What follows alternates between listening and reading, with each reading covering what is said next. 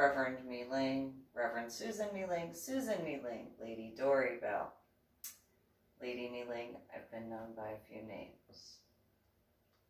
So I just went through the 3 emails that are published in my book, Finding a Silver Lining, by me, Susan MeeLing, compiled with documents, of course, which goes with Finding the Silver Lining by Susan.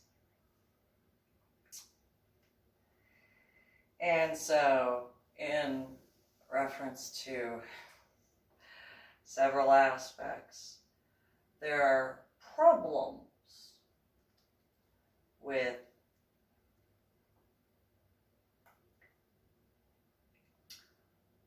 the emails. Now, of course, I had no idea about hacking or stalking online. And it wasn't until after my issues at Fort Sam Houston had occurred that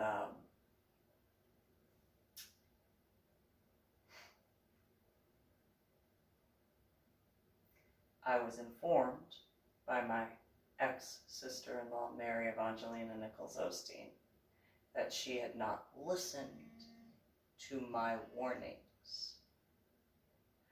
And it wasn't until I moved to Carrollton, Texas, that I learned my other ex-sister-in-law, Susie Marie Nichols Lopez, had been contacting people that I did not give her permission to contact. For example, an artist who had done a painting for my now dead ex-husband's portrait when he was alive. And I only found out about that right before she went out on the trip to Arizona, which I let her use my van to take out there because she wanted to be able to take her children, my son, Grandma Nichols, and needed to have enough room for everybody. And so, while certain points in reference to those 3 emails,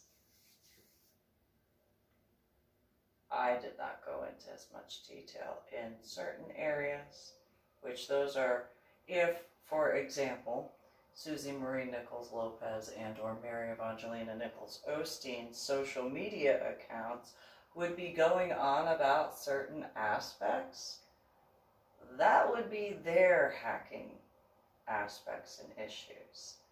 My main focus that I have discussed with various individuals over and over again were in reference to my son and my daughter being able to attend the memorial service to see soldiers in uniform, not denying the grateful aspect that I personally had from the Patriot Riders, which are veterans, at the service in Fort Worth. However, those Patriot Riders, I would also guesstimate, when things went on, they were informed of the Dress Blues issue from what my now dead ex-husband had pinned onto his chest, onto his Dress Blues himself, for his own self-awarding and stealing of valor. And in those emails that obviously have some altering in there, I did put the list of the medications.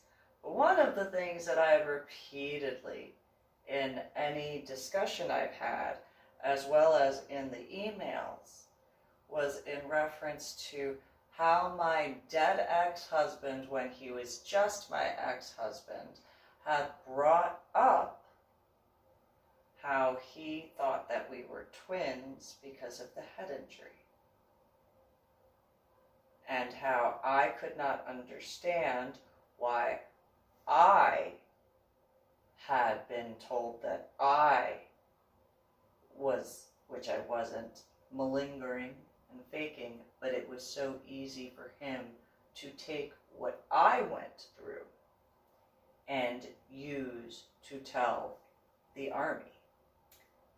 As far as the shrapnel and stuff like that, I knew that that part was not true. That is not something I brought up personally, because I knew that he did not have shrapnel wounds at all. I knew that. He told his sisters that, Mary Evangelina Nichols Osteen and Susie Marie Nichols Lopez. He told those two females that.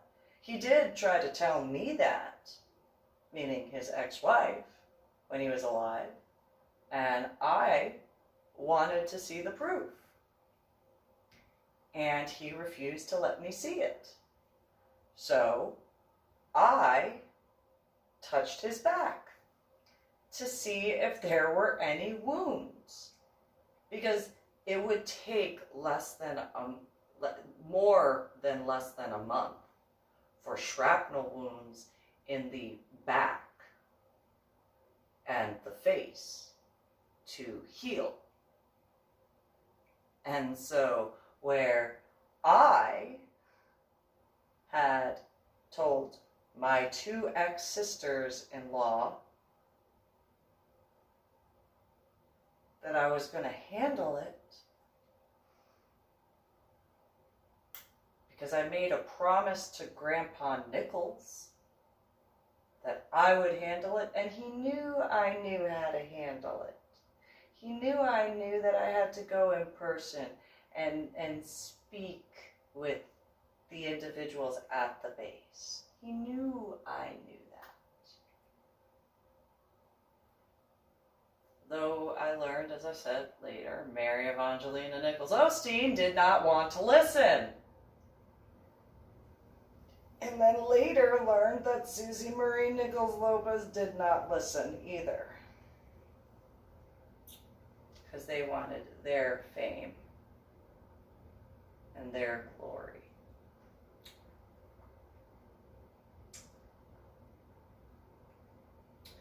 And so I knew not to go in reference to the shrapnel aspect, because there were no wounds from shrapnel. And again, if he had been hit with shrapnel in his back, not just his back, but in his eyeball. And he said both retinas were torn. Well then, if I'm not mistaken, if you have both retinas torn from shrapnel coming at your face, you're going to have burn wounds. And you're going to have, like, no eyeballs.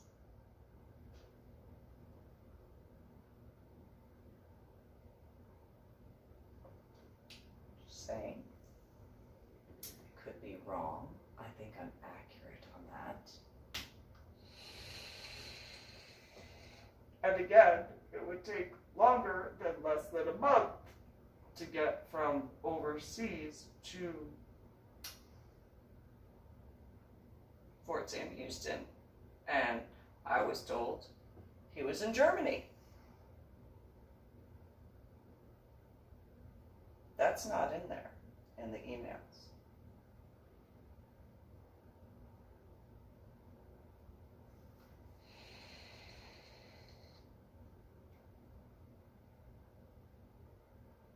Now, I did bring up the statement that my now dead ex-husband, then ex-husband, told me in reference to him claiming that he had been with Becky Cockerham to attempt to make me jealous, which it did not. at all. And in the emails, it says that she was in the Air Force, which he said that they had met from the Army, not the Air Force.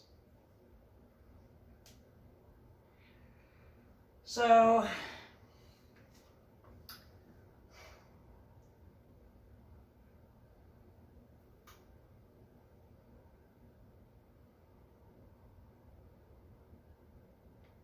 I do apologize in regards to General Gilman, though, because apparently he was a lieutenant general and not a major general. That's my mistake. I do acknowledge that I had accidentally called him Major General instead of Lieutenant General. But at that time, I only saw 2 stars when face to face with him in his office. And so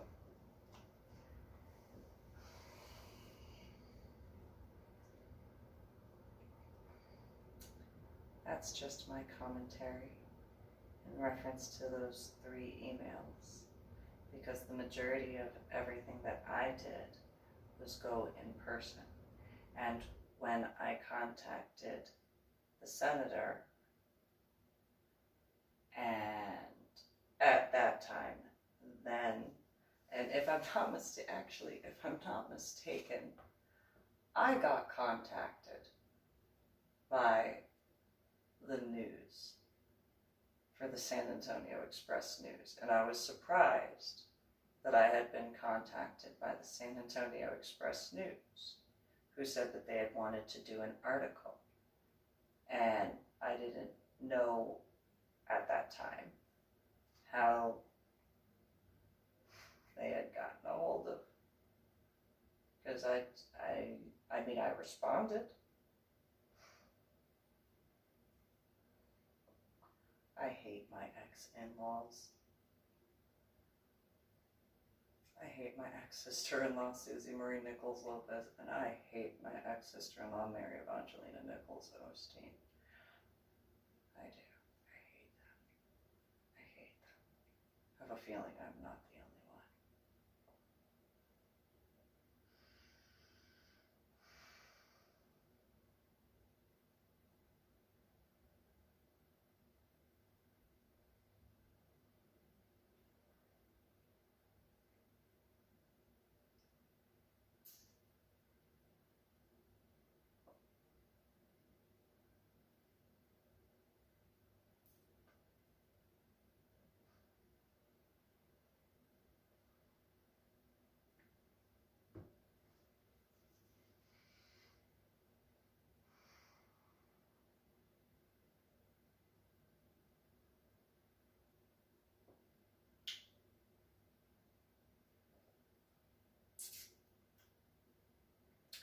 I did not refer to Cactus Jack, also known as Jeffrey Kirkendall Jr., as my fiance. I only called him my boyfriend because I had to. But Susie Marie Nichols Lopez and Mary Evangelina Nichols Osteen, on the other hand, well, they wanted that marriage to go through. Unlike me.